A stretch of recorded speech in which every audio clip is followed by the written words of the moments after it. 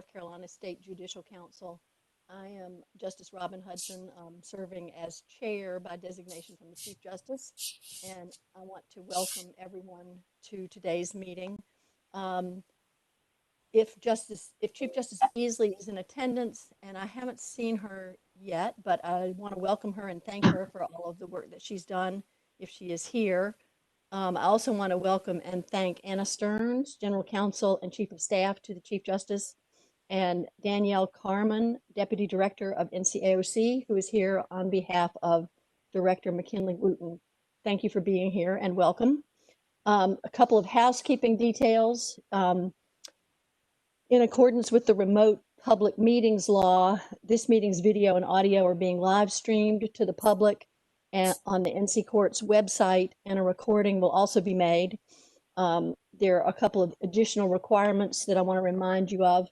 First, any member of the council who is participating in the meeting and who elects not to have your video on, that is, you're only identified by your call-in information, must identify yourself prior to any of the following situations. A, if a roll is taken or the remote meeting is commenced. B, prior to participating in the deliberations, including making motions, proposing amendments, and raising points of order. And C, prior to voting. And so remember to do that if you're on without video, to identify yourself. And second, the second major thing to remind you of is that all votes must be done by roll call. And Sean Callan from AOC, who is hosting this, will handle the roll call. And 3, all chats between members and staff are considered public record. So with those reminders, I think we're ready to get started with, first of all, welcome everyone who is able to be here today. Really appreciate everyone taking the time to serve on the council and to be here for this meeting today. The first order of business on the agenda, as you'll see, is the welcome and the attendance roll call. Sean, are you ready to handle that at this point? Most certainly. Thank you. Yes, ma'am. District Attorney Asbell. All right, we can come back to her. Ms. Harjo. Present. Judge Sermons. Present. Judge Mangum.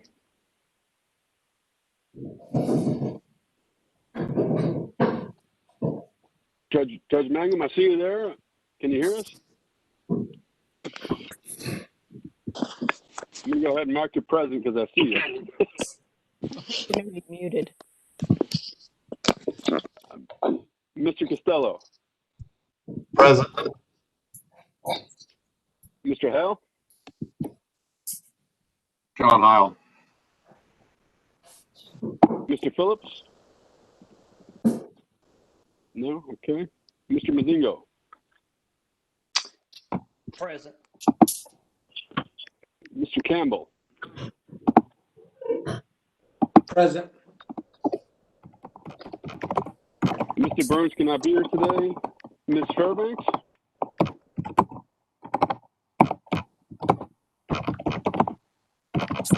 Present. Can you present? Gotcha, thank you. All right. Clerk Johnson cannot be here today. Chief Judge McGee. Present. Mrs. Sante Smith. Present. Good morning. Good morning. Ms. Cole. Present. Very good. Ms. Henderson. I'm here. And Sheriff Miller.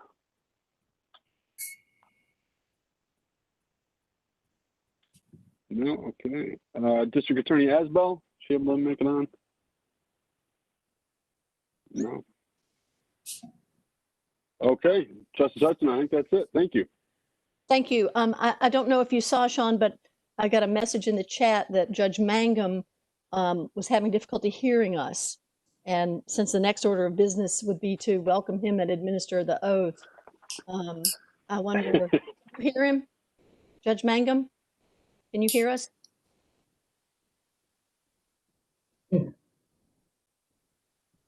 He's muted. I'm going to unmute him.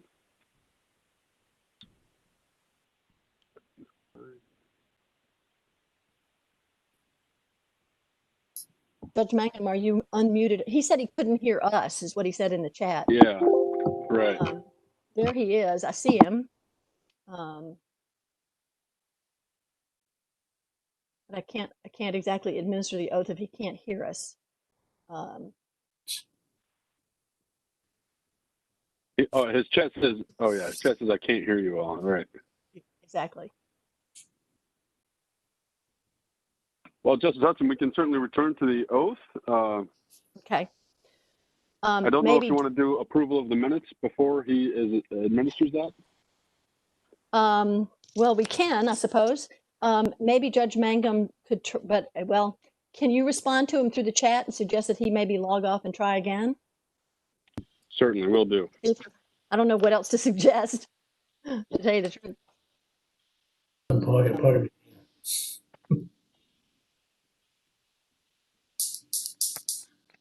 Administration of the oath and move ahead at the moment with approval of the minutes. I'm sure everyone received with the materials a copy of the minutes from our meeting of August 14th.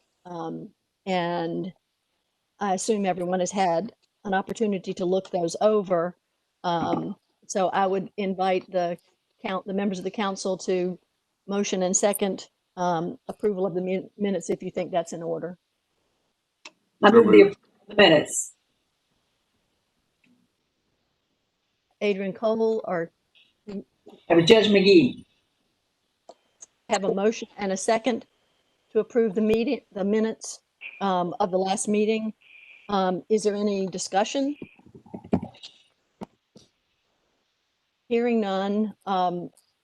Sean, I think we need another roll call. We're seeking approval of the minutes by roll call. So just indicate yes if you approve the minutes. Sean, you ready? Oh, absolutely. Ms. Harjo, Yes. Judge Sermons, Yes. Mr. Costello, Yes.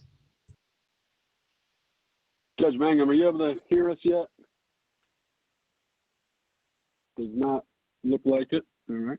Mr. Hale, Yes.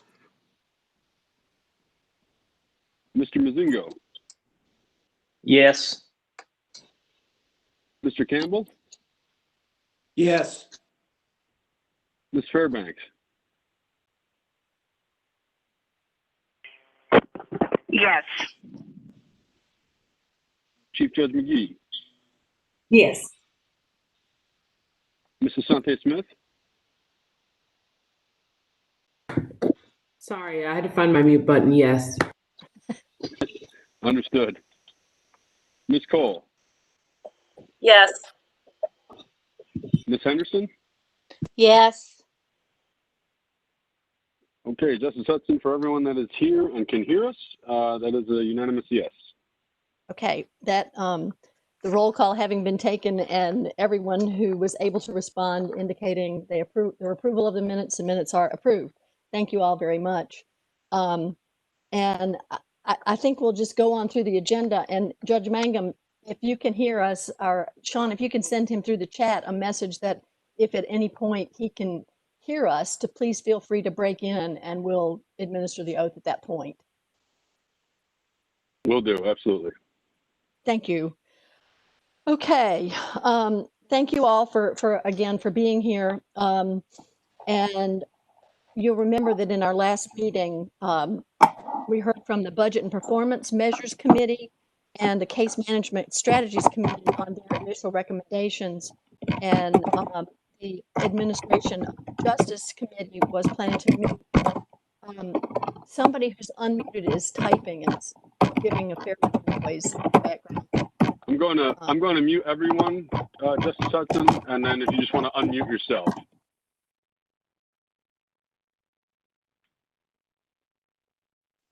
Can you hear me? Yes, ma'am. Okay, great. Okay, so as I was saying, in the last meeting, we heard from the Budget and Performance Measures Committee and the case management strategies, and the council discussed their recommendations, and the committees were invited to go back and meet and make any amendments or changes to their recommendations before today's meeting. And the Administration of Justice Committee was planning to meet and send its recommendations. And we now have updated recommendations from all three committees. So based on our August discussions, we have all three committee reports, which you should have received in your materials. And thank you all so much for all of your dedicated work to coming up with these recommendations. And I would like to start our committee updates and summaries by asking Whitney Fairbanks, for the chair of the Administration of Justice Committee, to start our updates and give us a summary of your recommendations and anything else you'd like us to know about your committee's work. Whitney, are you ready? I think you need to unmute yourself if you can.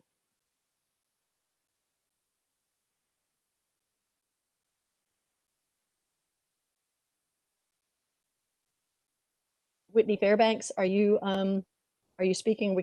I can't hear you if you are. Sean, can you tell if she is unmuted? I'm looking now.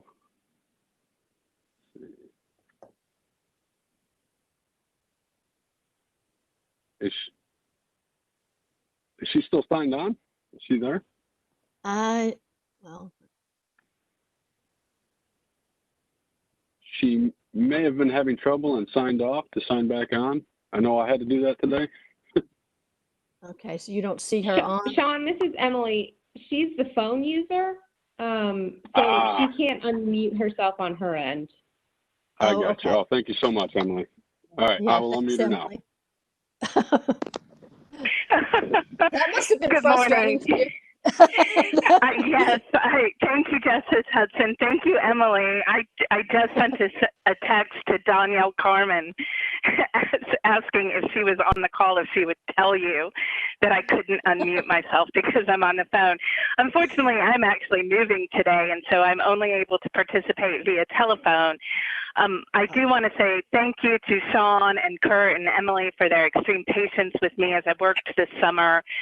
The Administration of Justice Committee was unable to meet, but recommendations were circulated to the committee before they were provided to the council at large. And so the written recommendations represent generally where we feel we are in the space of administration of law and justice right now in North Carolina, and that being that there is an exceptional amount of energy surrounding issues of access to justice, particularly pretrial release and conditions of pretrial release,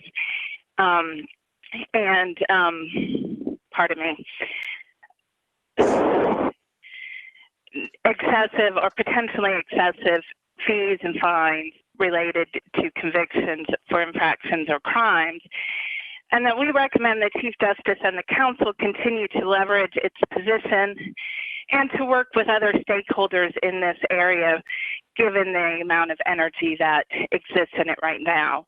That being said, I do believe Magistrate Costello, who is on this subcommittee, would like to. Uh-oh. Have we lost Whitney?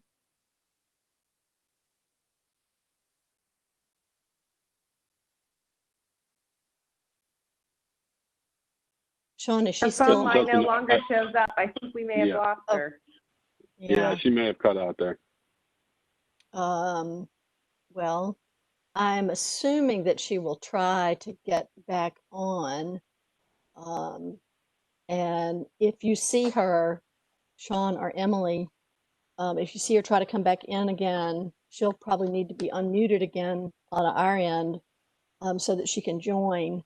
But I suppose we can skip ahead to the next committee until she's able to join us. And while we're at a sort of a pause, Judge Mangum, are you able to hear us at this point? You'll need to Yes, I unmute. am, Justice Hudson. I apologize for the delay there. I haven't had a problem with it before, but I'm on and going now. Again, sorry about that. Excellent. Well, while we're at a pause of the committee reports, why don't we go ahead and welcome and swear in Judge Mangum. Judge Ned Mangum has been appointed to the council after, unfortunately, Judge Rader had to leave us as he hit mandatory retirement age and left his seat on the district court bench in Wake County. We were very sad to see him depart, but we're delighted to have Judge Mangum to serve on the council. And so, Judge Mangum, what I'm going to do, if this is okay with you, is ask you if you would raise your right hand, and I'm going to read the oath to you. And at the end, if you just say, I do or I will, that will be sufficient. Okay? Yes.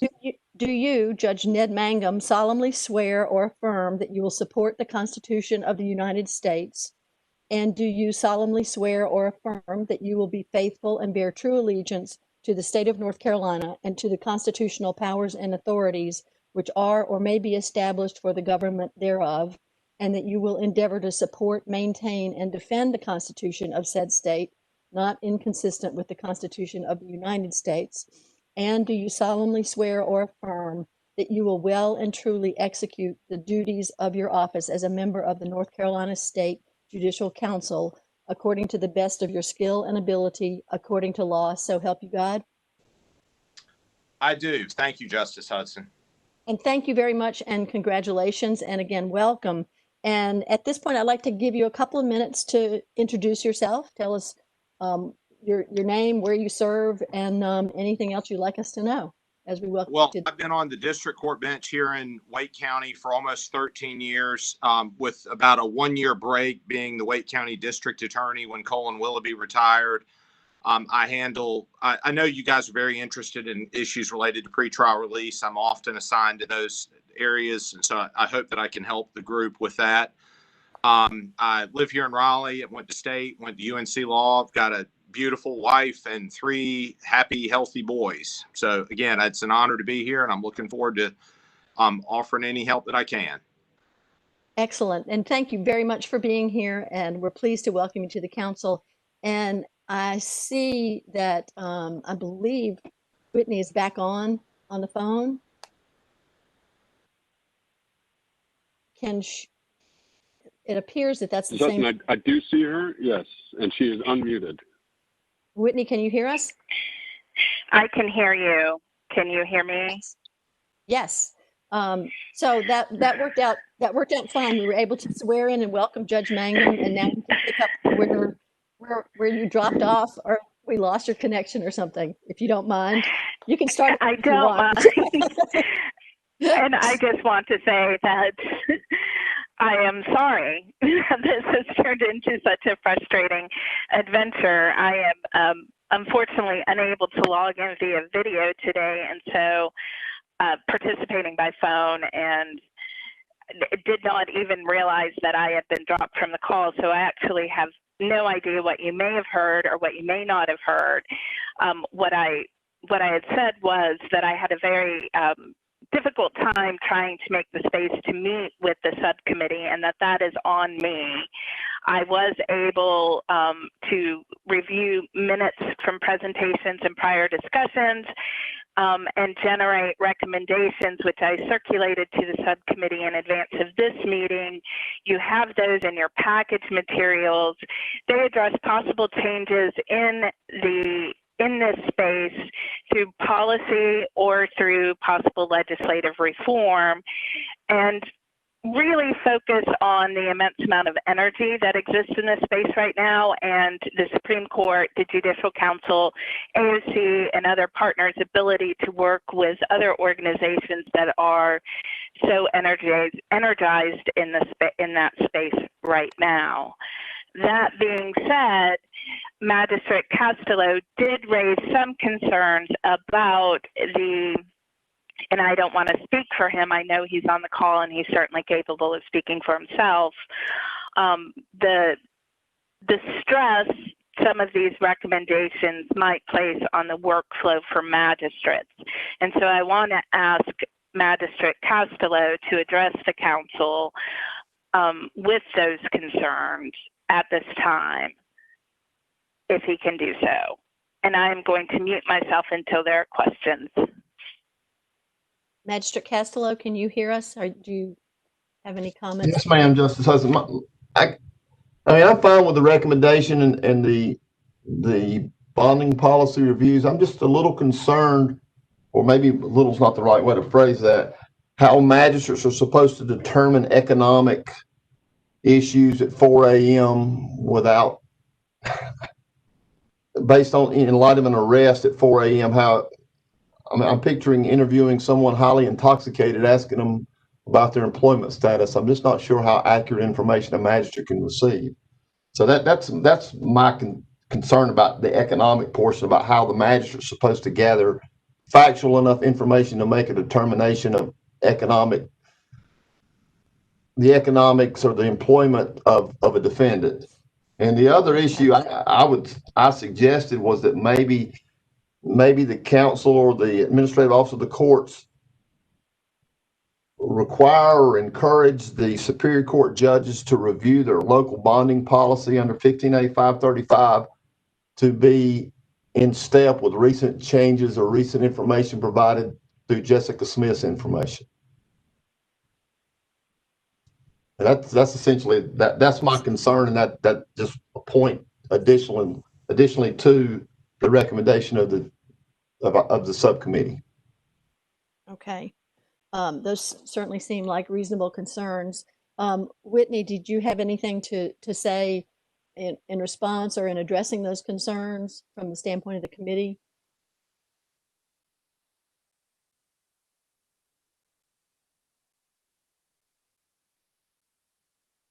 Are you muted, Whitney?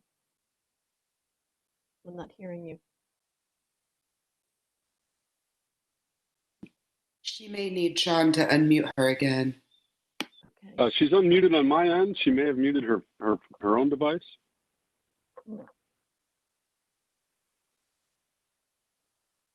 Whitney, if you're unmuted, we cannot hear you at this point. She just texted me and indicated that she had dropped again. So, yeah, her number's gone. She's not on the meeting anymore. Okay. Well, I guess, again, we may have to come back to that. Is that Whitney? Are you there? I am, and I'm going to stop apologizing for my technological difficulties because I think I will just have to continue to do it all morning. Justice Hudson, you were asking a question as my line went out. I was asking if you had any comments to make about Magistrate Castello's concerns, and whether the committee had discussed them, or what you're thinking about the committee's input on that is. No, I think that Magistrate Costello raises valid concerns, and that he also proposes an appropriate approach to those concerns, and that is to continue to work with other stakeholders who play a particular role in the workflow to address streamlined and more easily understood rules. And I would be happy to work with the subcommittee and Justice Costello on kind of concretizing those recommendations for the council. Okay. It seems that it might be good in the final report to include, as part of that section on comments from Magistrate Costello, because they do seem to be valid concerns. Justice Hudson, if you will, then I will amend the subcommittee's report, resubmit it to my subcommittee with Magistrate Costello's recommendations, and then provide it back to the council. And I think we can do that by the end of next week. Okay, that's great. That's perfect in line with, at the end, I'm going to sum up and tell you what is I'm hoping that we can put it all together with a cover letter and summary memo for submission to the Chief Justice. And I'd like to have a draft done within the next 2 weeks so that we can circulate it to the committee chairs and have staff review it. And that would be great if you could get that by the end of next week. That would be wonderful. And does anyone, do you know if anybody on your committee has any additional comments in addition to the report? I had not received any additional comments before I submitted the report to the council. I believe that all members of the committee are on the call today, and so they certainly could express any questions or concerns or comments they might have now, or can do so via email next week as we finalize the report for the council. Great, thank you. Does anyone on the council have any questions or discussion for Whitney Fairbanks and her committee? This is Jennifer Harjo. If you don't mind, if I make a comment, I guess, for discussion. Sure. First of all, I appreciate their work. Their work is excellent. And the magistrate's comments are certainly very important.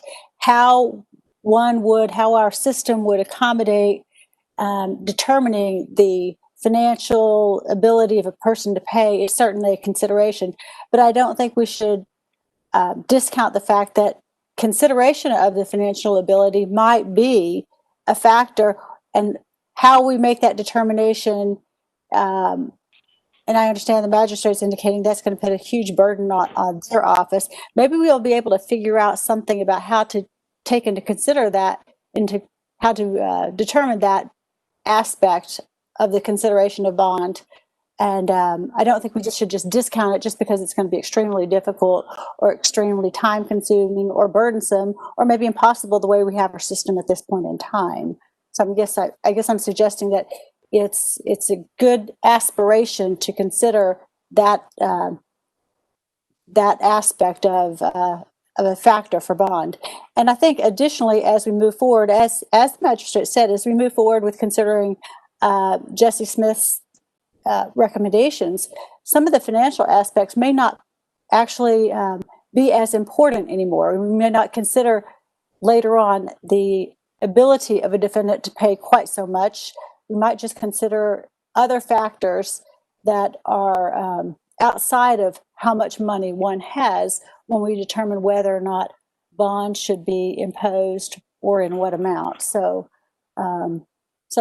I do appreciate their work, and I appreciate his considerations and his concerns. And while his concerns are absolutely valid, I think the recommendations to take other aspects of a person's financial ability to pay into consideration are helpful as well. I appreciate that. That's those are thoughtful comments that are add to the discussion. Thank you. Does anyone else have anything to add or discuss about the report from the Administration of Justice Committee?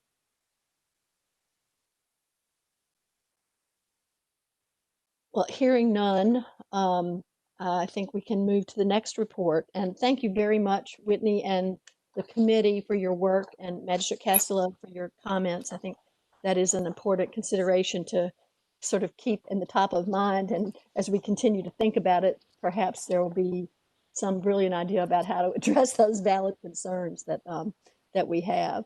But thank you all for your work, and I really appreciate it. And I look forward to getting your updated report by the end of next week, Whitney. Thanks a lot. Thank you very much, Justice Hudson. And I just want to take one more quick moment before you move on, because I may get dropped again. I do want to say thank you very much to Sean, Kurt, and Emily, who very patiently but very firmly kind of stayed on top of me with this through the summer. They're doing an excellent job staffing this council, and I want to take a moment and say thank you to them. Thank you. And I would echo that. We can hardly thank them enough. They do a great job constantly staying on top of this, and I really appreciate the work that they do as well. Thank you very much. We appreciate the work that you and your committee have done, Whitney, and look forward to getting it all put together and submitted to the Chief Justice before the end of the fall. So thank you. And with that said, I think we can move to Chief Judge McGee. to provide an update for the Budget and Performance Measures Committee. Are you ready to go forward, Chief Judge McGee? Yes, thank you. Excellent, thank you. Well, good morning. Good morning. And I would like to concur in all of the nice comments that were just made about the staff that have assisted us in moving us all forward on a regular basis. And I'd also like to say how much I appreciated being able to work with Judge Rader. And to Judge Mangum, I look forward to working with you, and I hope that you might want to consider co-chairing along with me, as Judge Rader did. So I'll be expecting to be able to talk to you soon. I also must take just a quick moment and share our condolences with the family of Judge Erwin Spainhour. It has been such a difficult time for his wife, Jane, and their 3 children. And I hope that all of you will keep them in your fond remembrances. As far as the Budget Performance Measures Committee is concerned, we presented our recommendations to you last time. There was a very straightforward and clear request that we obtain information through IDS and their immediate needs, their current needs, and their future needs.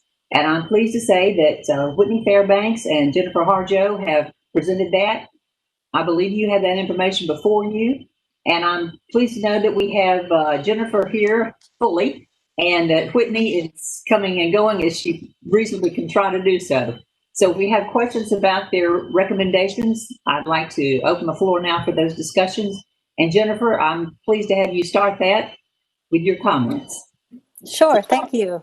I don't want to read the report for everybody because it's short, it's fairly straightforward. But as we move forward with technology and expand the use of technology in so many proceedings, the Public Defender Office, as well as the District Attorney Office, I think equally, and the court system in general, we are all going to need access to technology, which allows us to be able to conduct these hearings in an appropriate manner.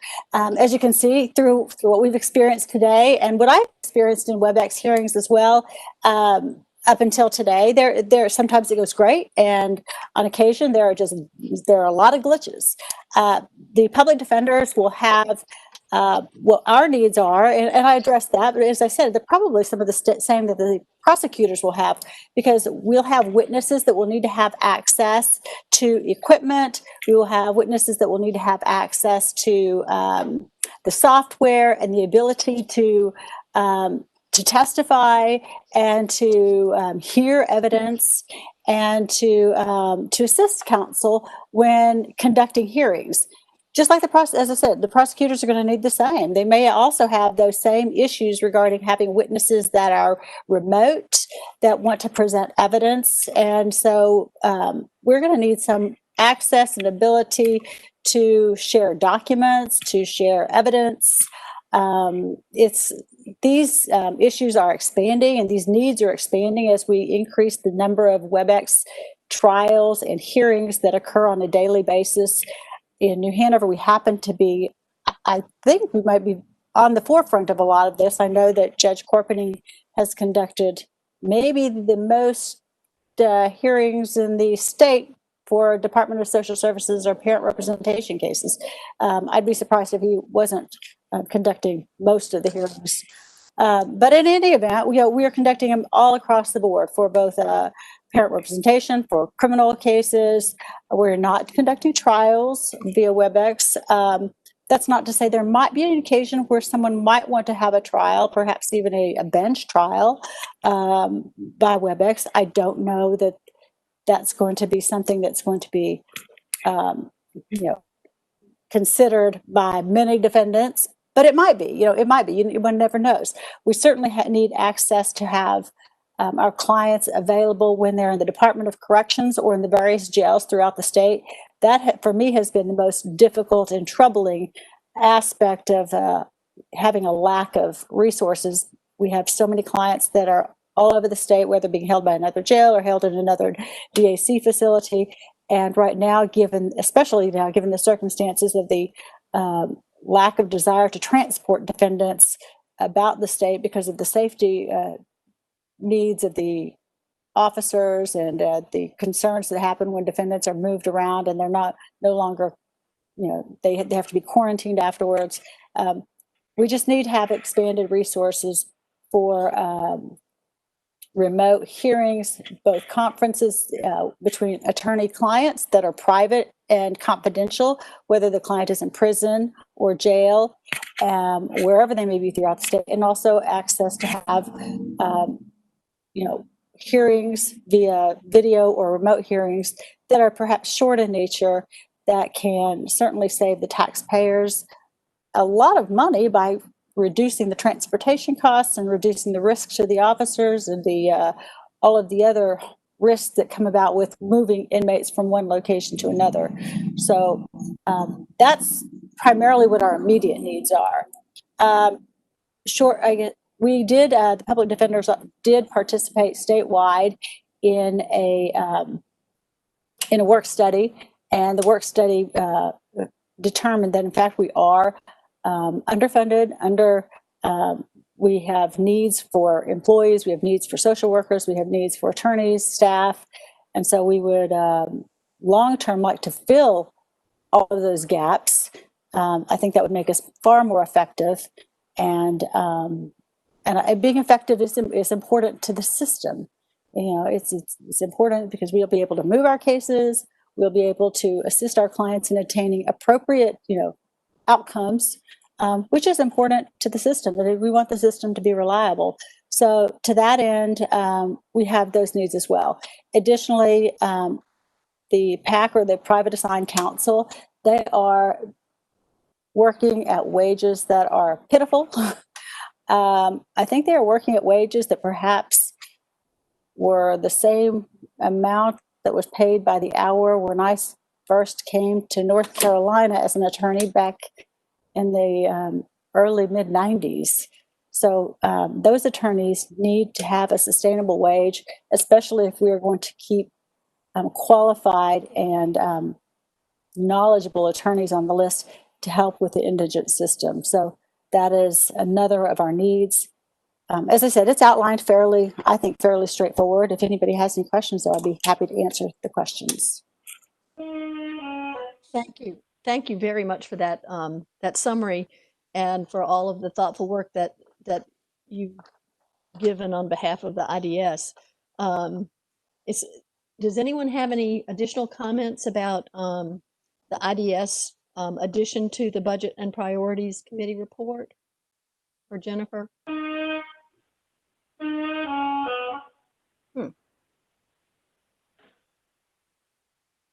I guess I'm not hearing any. Judge McGee, did you want to continue with your report? Thank you. If there's any further questions that we have about particularly about the budget, that's really what we're focusing on at this point in time, is budget priorities. We presented the information last time, and then we had this good addition, quite frankly, this excellent addition from IDS. That is the report of the committee. Yeah, thank you very much for the work of the committee. You all have done a very thorough and thoughtful job, and I think this would be very useful. It's kind of interesting that we're all learning that the technology is more and more critical, especially during the pandemic, but a lot of the needs that have to be addressed for us to function at all in a remote way are making us more efficient, potentially in a long-term way.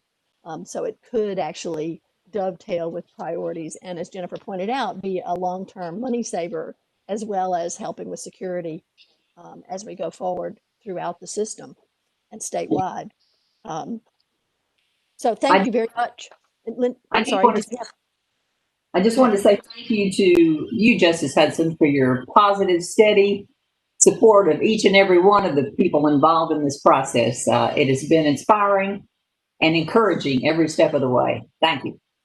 Well, thank you. The dedicated work of the committees and the entire council, as well as the staff, makes this a pretty easy job to stay positive. Everybody's doing such dedicated work. I really appreciate it, and I think it will benefit the system as a whole statewide in the long run. So thank you all so very much.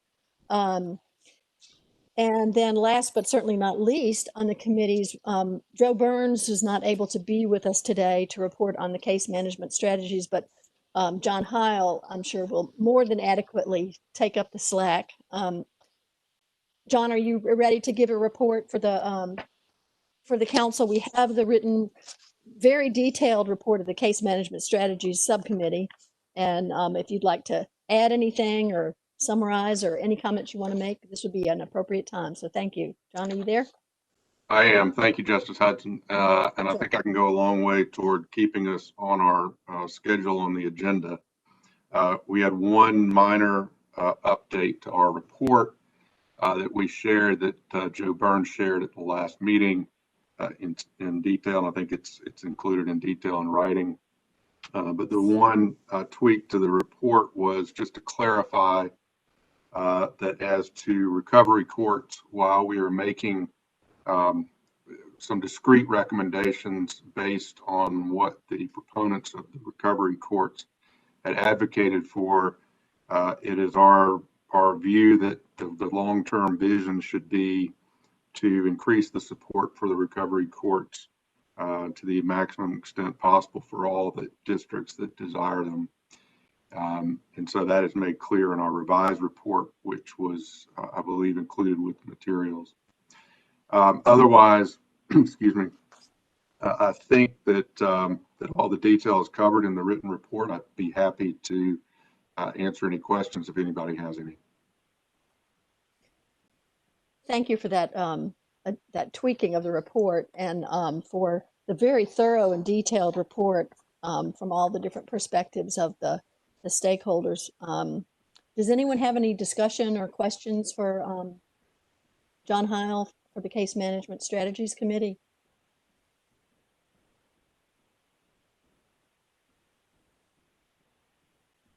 Well, hearing none, I think the report is very thorough and certainly gives a lot of clear information to the authorities that might be interested in what the council views as the priorities for this subcommittee. And I really thank you for the work that the committee has done. And thank you, John, for your report and for pinch hitting for Joe Burns today. Really appreciate that.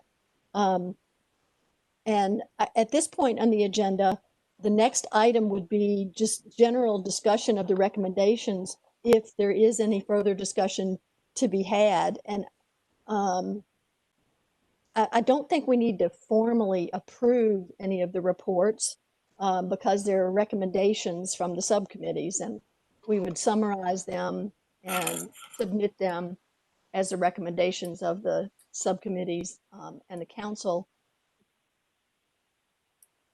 as they're written. And since they don't have any sort of formal effect except as recommendations.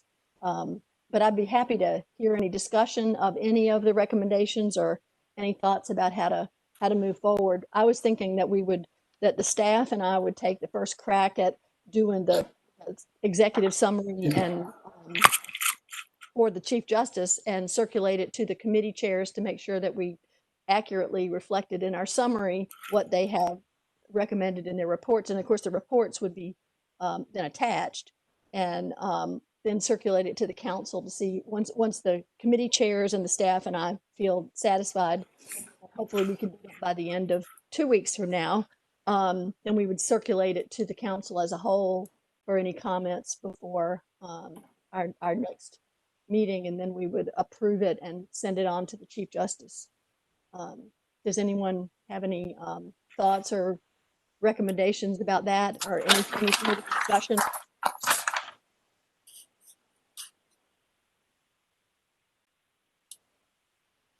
You guys have done something good. Yeah, Yes, I was go just ahead. say, this is Jennifer Harjo. I concur with that recommendation, with your proposal. I think that's a great proposal.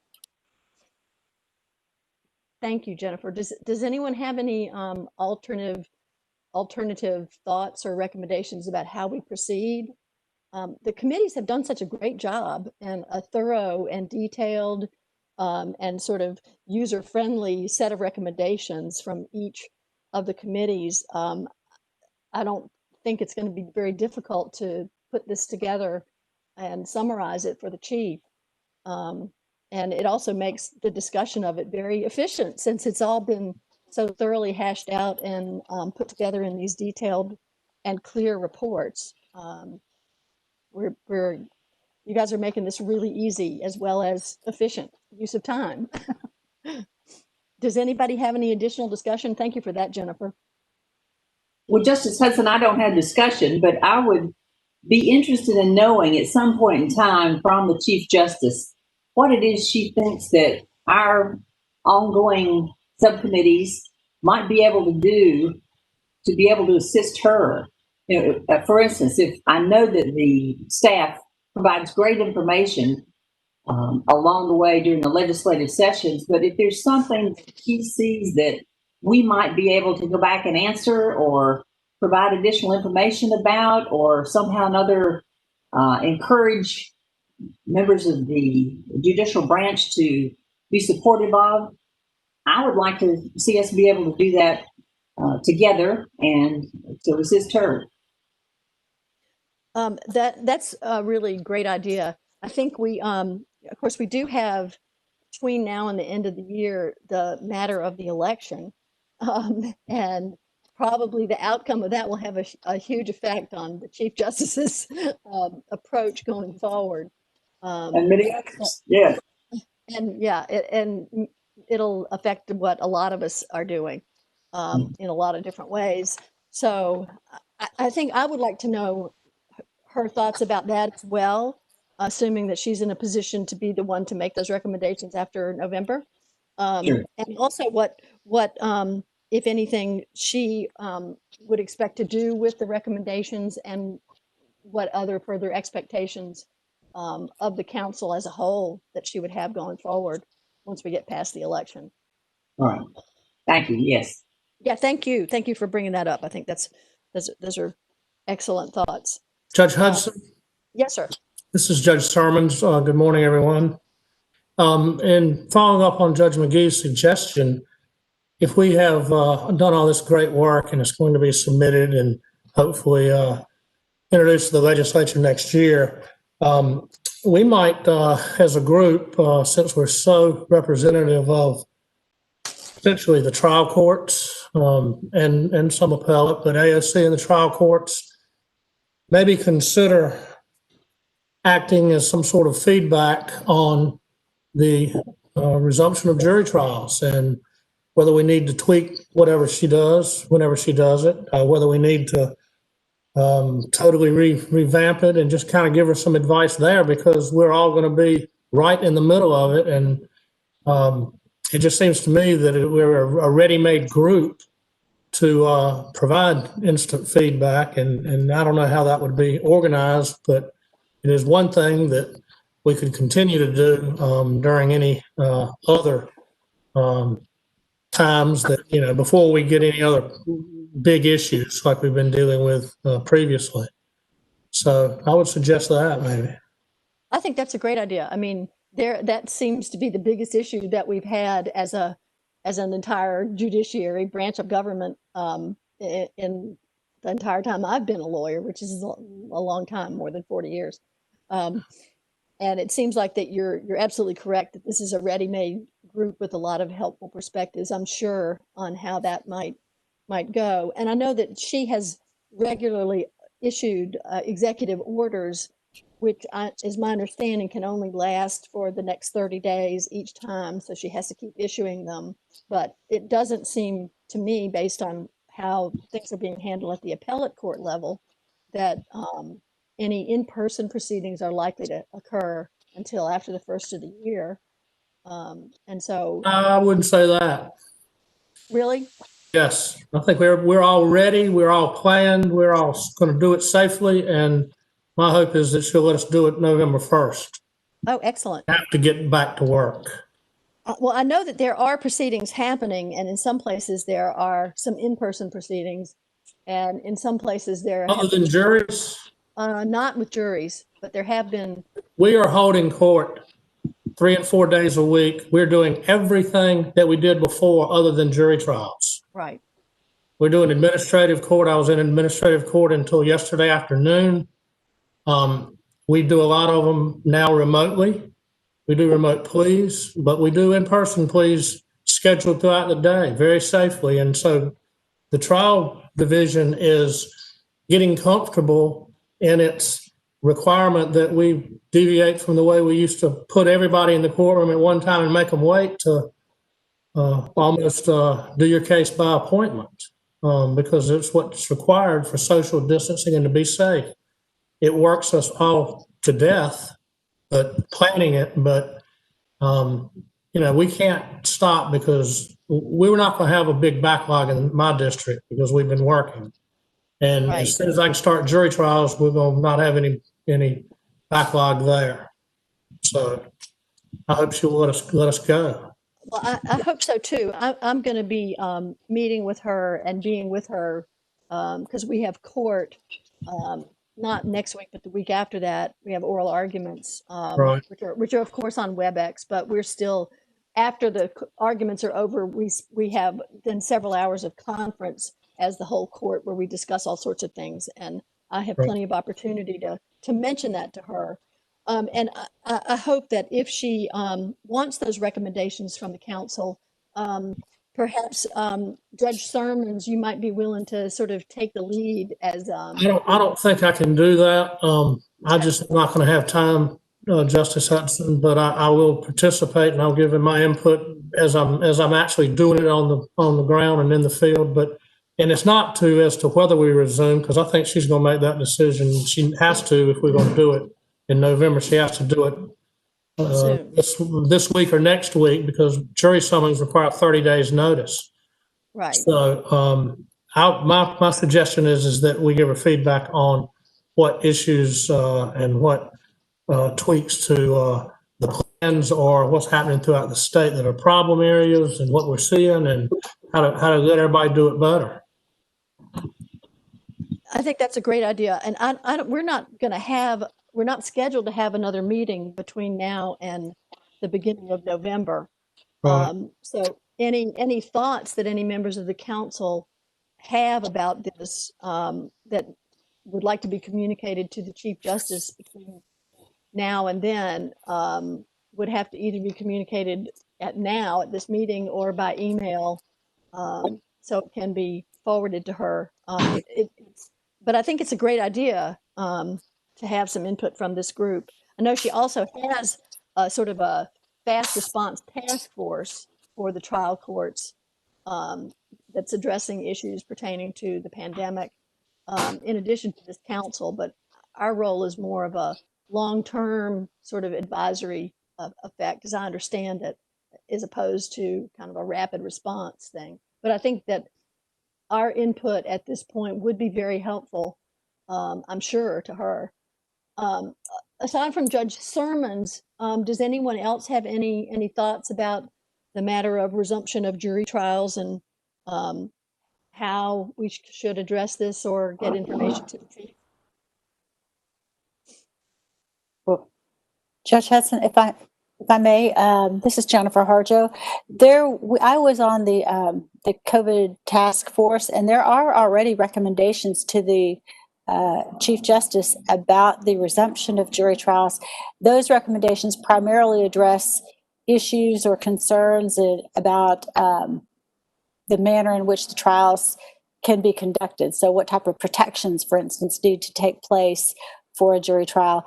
And I believe all of these Superior Court, resident Superior Court judges throughout the state are in the process of preparing, perhaps should have also already prepared plans. I think the plans were due on September 30th about the manner in which a trial or the plan for that particular court or jurisdiction for how the jury trials would resume. So I know at least there is already some of that discussion taking place. Oh, it's already done. Mm-hmm. We're way beyond that. We've got them all to the chief. We're waiting. We have our dates for jury sessions, waiting for permission to call the juries. So I'm not talking about that. I'm talking about after we resume, acting as some sort of feedback on what's happening as we go back to jury trials. And of course, I was on the task force with you. Sure. Yeah. Yes. Well, and I think the feedback is an excellent idea too. Maybe we should have a group that just selects the feedback, or perhaps some manner in which we can get the feedback from other judicial officials and attorneys and participants in the field, because some things will go well, as Judge Simon says, and some there may be some issues. Well, a couple of things occur to me. If the task force are these written recommendations, Jennifer? They are. Do you think that the task force would be willing to share those with the council to see if they're in the coronavirus task force report that has been filed and has been sent to every member of the judicial branch. Okay.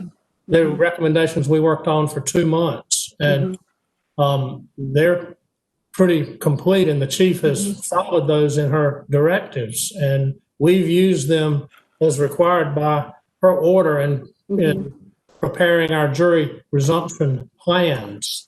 So each district has it. Matter of fact, each county has separate ones because they all have to be individualized because of the facilities available or not available. So there has been a ton of work done since the coronavirus task force did their work in the field, and it has been completed, and now we're just waiting for the chief's approval. So okay, and will the coronavirus task force continue to sort of monitor and make recommendations once trials resume, jury trials? Jennifer, did we talk about that? We did not. Will there was I don't think small, we did. Not very much. I mean, we indicated that we might resume later on, and maybe that's the perfect recommendation that this committee should have, is that the Corona Task Force resume for purposes of taking, comment as far as how the trials are progressing. And there's a lot of overlap because each one of these groups, the council and the task force, have representatives of all of the stakeholders. So either way you cut it, whoever does it, I think it'd be good to have an organized kind of pulse from what we're doing once we resume trials. So do you think it would be, did you have some particular mechanism in mind, Judge Sermons, for how this council might do that? And I'm wondering. It's first of all, let the chief decide whether it should be done through the task force or through the council. The council may be, involved in bigger issues and bigger roles, and if that's so, then the task force could do it. But let the chief make the call, and once they decide that, then whichever group she decides would maybe do that. But I just suggest it as something that is going to be keeping everybody pretty busy. And we certainly can get some feedback from, and of course the groups all have plaintiffs, DAs, defense, clerk, sheriff, everybody, administrators, everybody that is necessary to get the feedback from. So we don't necessarily have to go out and solicit it. They know. Jennifer, you'll know. Whitney knows, and so does Miss Asbel and Billy West, who was on the coronavirus task force. So I think it can be just something we suggest to her to decide, and whatever she wants to do, be fine. Okay. Well, at this point, perhaps the most efficient thing I can do is talk with her directly when I'm in her presence, at least on screen, week after next, and see what she's thinking about how she'd like that to go. And then I can communicate with the council if she has any specific recommendations at that point, what those are. And does anybody have any other thoughts about that?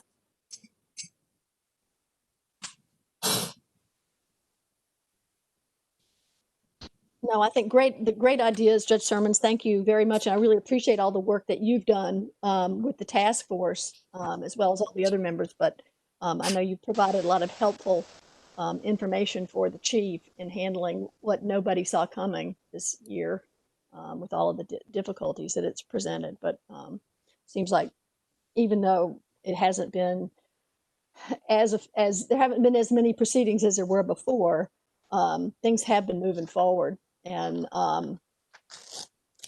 that, I think, speaks highly for the dedication of all of the people in the judicial branch. So thank you for continuing to do that and for making the recommendations for the chief. I will take that to her and let the council know what, if anything, she decides about that.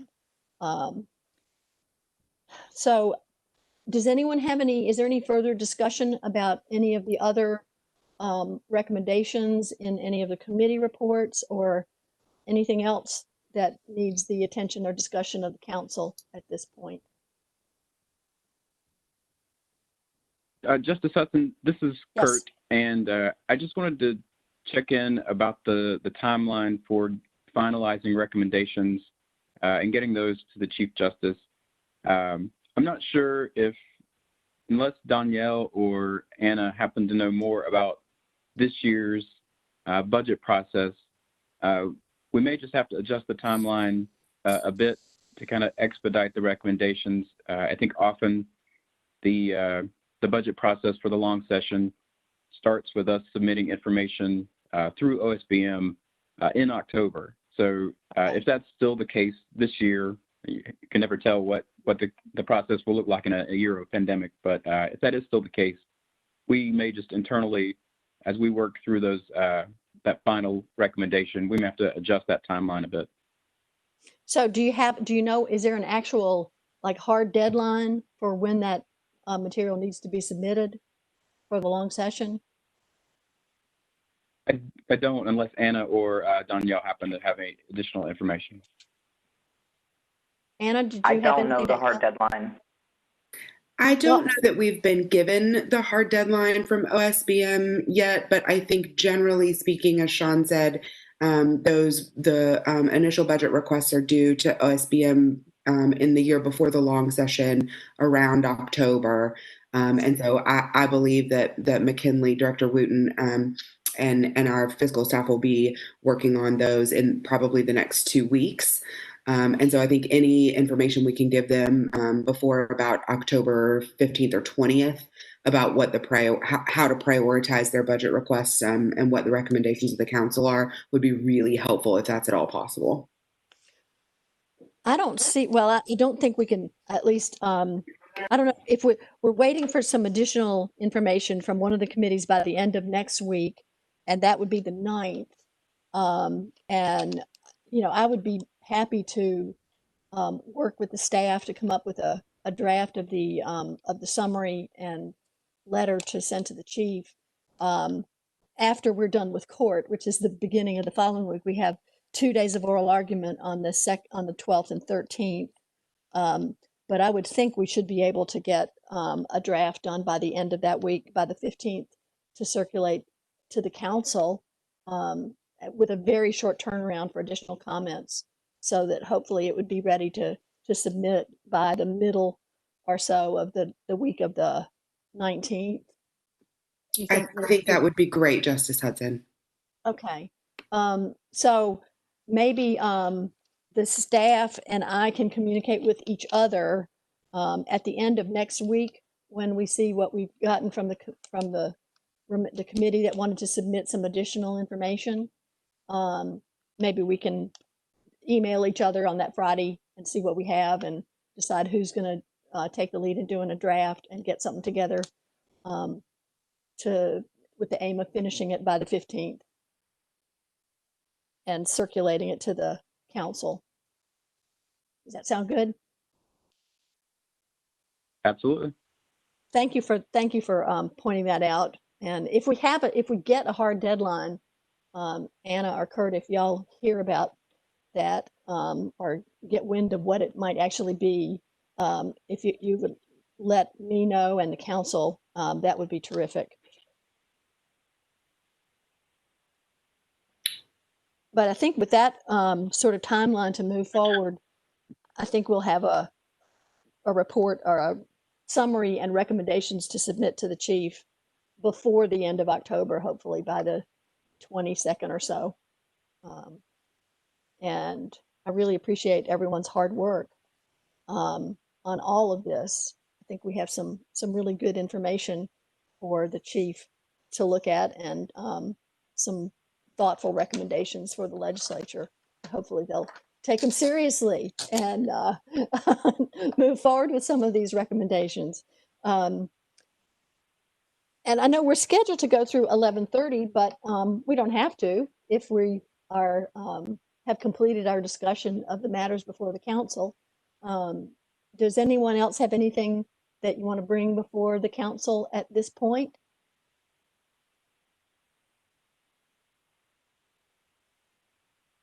Well, hearing none, I would entertain a motion to adjourn. So moved. Well, and I don't think we're going to have any objection to that. So does anyone object to us adjourning at this point? Hearing none. Thank you all again very much for all of your good work on this. And we will be back in touch within the next couple of weeks with a summary, hopefully for all of you to look at. And thank you so much for being here today. And again, welcome to Judge Mangum. Thank you to all of the committees for your good work on behalf of the Judicial Council and the state of North Carolina. Thank you. Thank you. Ciao. Having been said, we're adjourned. Thank you. Thank you.